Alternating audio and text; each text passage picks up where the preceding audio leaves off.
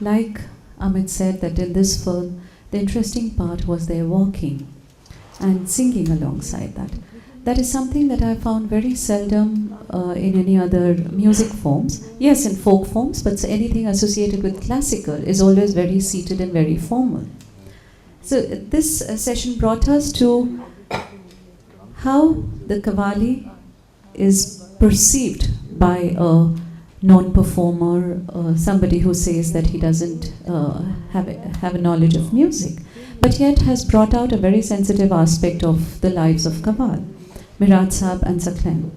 Subsequently, it moved on to Amit's film, which brought out a different aspect of Qawwali, walking and singing in the lanes of Nizamuddin. Now we begin our third film, which is by a very young filmmaker, Ms. Shazia. The interesting aspect about Shazia's film, which made us sit back and notice, is that she has taken a whole purview of as much as mystical music possible in India, not limiting herself to Qawwali. That is associated with the different religions, with different form of praying, and has made a complete film on it, which is with the PSBT. Shazia is, like I said, very, very young. She was born in Kashmir. And she has done her master's in mass communication from Jamia. And subsequently now runs her own, don't think everybody's left you and gone all alone.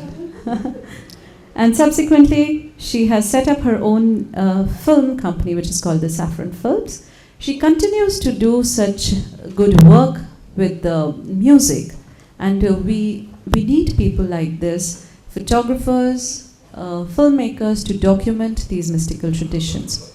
So I would, if Shazia would like to speak something about her film before the film begins, I welcome Shazia Khan to begin her film. I really think I would let the film do the talking, as I feel I'm not so good in explaining stuff before the film. But later on, if we have questions, I'd be happy to take those questions. Also, I think this film really began with my own personal journeys across India. I would sometimes, by choice, sometimes with work, I would be traveling to various corners of India, and I noticed these traditions. And so this film was an idea that began somewhere in Nagaur in Tamil Nadu, and that is where the film begins from. So please watch the film and we'll talk.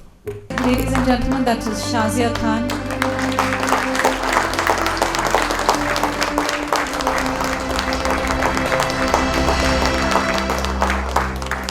I think, like she said, that she wants her film to speak, and this film spoke volumes.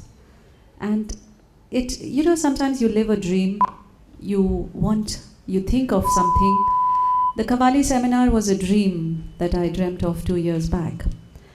I find it so exciting that I find so many people who want to live the dream with me.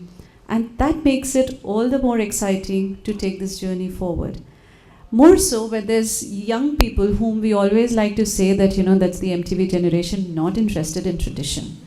They are the ones who are doing this exemplary work. So another round of applause for Shazia, please. With this, we finish our session today. We begin the Qawwali performance at 6:30 with two very different Qawwals. One are from Awadh, Janab Nurul Hassan and his group, who are going to sing typical Awadhi Qawwali, which is what is called the Ganga Jamuni Tehzeeb, representing that.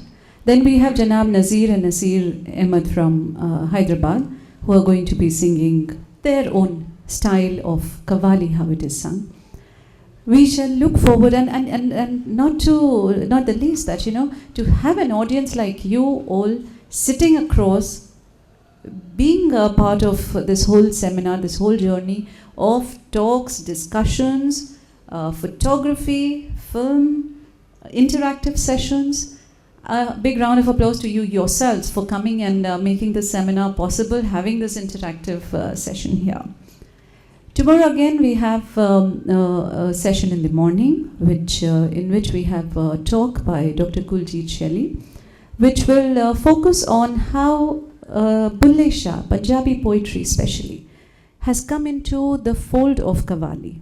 Qawwali being Amir Khusro's,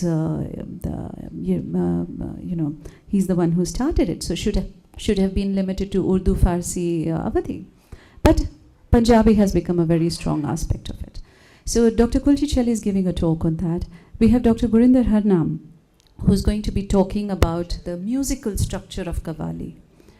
And subsequently, we have a lecture by Dr. Vinay Srivastav, who's going to talk about the social impact of Qawwali, how it impacts the social structure of our society. After that, we have an interesting film, The Diya in the Dargah by Trisha Das, which is a film based on a Hindu Brahmin who looks after a Sufi shrine in Gujarat. So it structures around that. And we have an interactive session with the Qawwals, Nasir and Nazir Ahmed, wherein we take questions and we discuss Qawwali as from the point of view of the practitioners, not from the point of view of experts who are coming and talking, but from the point of view of the practitioners. And we finish with a film by Manya Patil, which is called The Divine Mystics, which is based on a Sufi shrine in Bareilly, who the artists, all artists spanning any art form, any performing art, revere and consider very sacred. So we end tomorrow's session with that film. So I hope to look forward to all of you for the sessions tomorrow. And we, after a break of 1.5 hours, we meet in the Rose Garden. Lovely weather, March evening, an evening of 2 hours of Qawwali. Please come and join us there. Thank you so much.